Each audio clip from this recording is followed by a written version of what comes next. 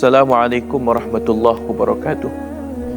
Alhamdulillah, wassalatu wassalamu ala sayyidina Rasulillah sayyidina Muhammad ibn Abdullah wa ala alihi wa sahbihi wa man walah, wa la hawla wa la quwwata illa billah.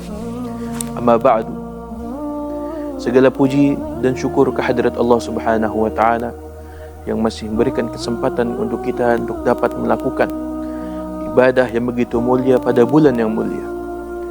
Harapan dan permohonan kita kepada Allah Subhanahu wa taala, semoga puasa yang kita jalankan dari hari pertama sampai hari ini mendatangkan pahala di sisi Allah Subhanahu wa taala dan dicatat sebagai amal kebaikan yang menjadi bekal kita untuk dapat berjumpa dengan Allah Subhanahu wa taala.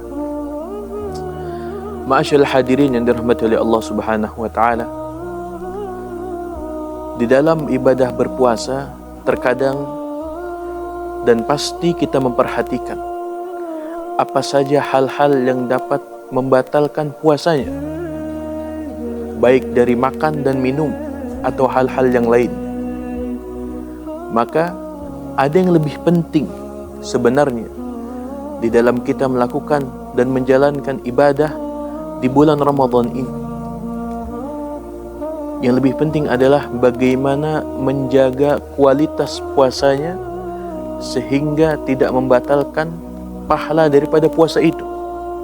Nabi SAW bersabda di dalam hadisnya, "Kam min sha'imin laysa lahu min siyamihi ilal ju' wal 'atas." Nabi bersabda dalam sabdanya, berapa banyak dari orang-orang yang melakukan ibadah puasa, laysa lahu min siyami, tidak mendapatkan apa-apa di dalam ibadah puasa yang dia lakukan, ilal ju' wal 'atas, kecuali rasa lapar dan rasa haus. Mereka adalah orang-orang yang hanya memperhatikan hal-hal yang dapat membatalkan puasanya, dan memang itu harus dilakukan. Akan tapi ada yang lebih penting untuk kita lakukan, yaitu apa? Menjaga bagaimana pahala puasa ini tidak batal. Puasa yang kita lakukan benar-benar mendatangkan ridha Allah, mendatangkan pahala daripada Allah Subhanahu wa ta'ala. Maka Nabi SAW bersabda dalam sabdanya, "Khamsun yufattirnu sha'im." Ada 5 perkara yang dapat membatalkan puasa. Bukan membatalkan puasa secara lahiriahnya, akan tapi membatalkan puasa dari segi pahalanya. Mereka puasa, akan tapi tidak mendapatkan pahalanya. Apa saja itu? Al-kadhib. Yang pertama adalah berbohong. Ketika dia berpuasa, akan tapi berbohong, sama saja pahala puasanya sudah hilang. Dia hanya mendapatkan lapar dan haus yang dia lakukan. Al-kadhib wan namimah, lalu berbuat perpecahan, adu domba antara pihak yang satu dan pihak yang kedua. Maka orang-orang yang melakukan namimah pahalanya hilang. Wal yaminul kadhib, lalu yang ketiga yang dapat membatalkan pahala puasa adalah apa? Yaminul kadhib, sumpah yang palsu.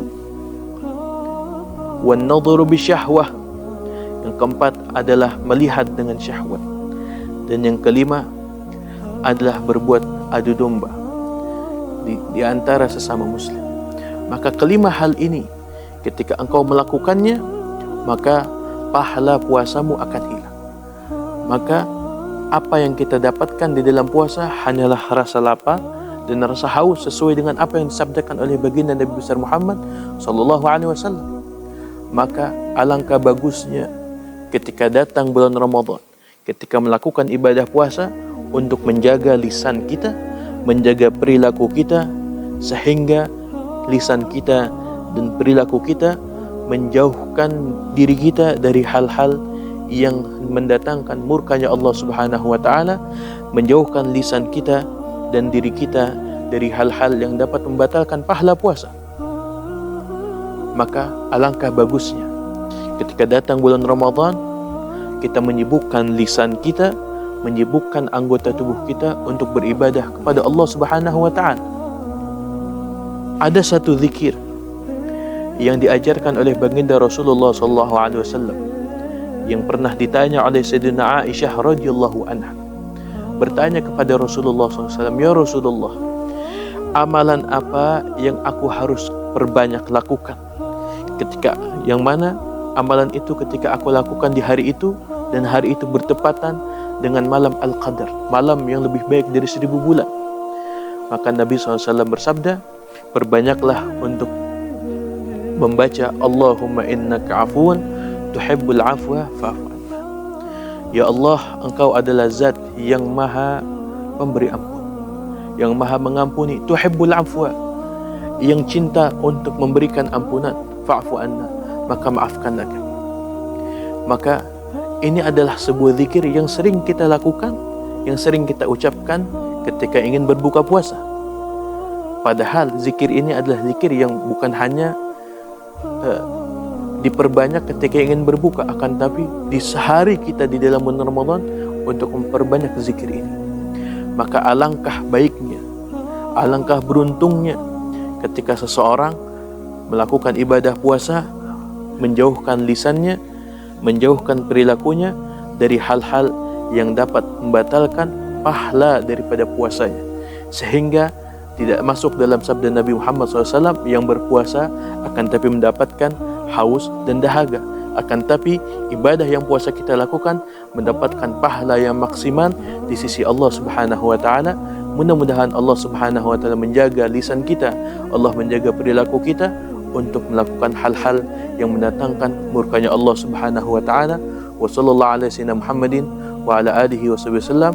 Wassalamualaikum warahmatullahi wabarakatuh.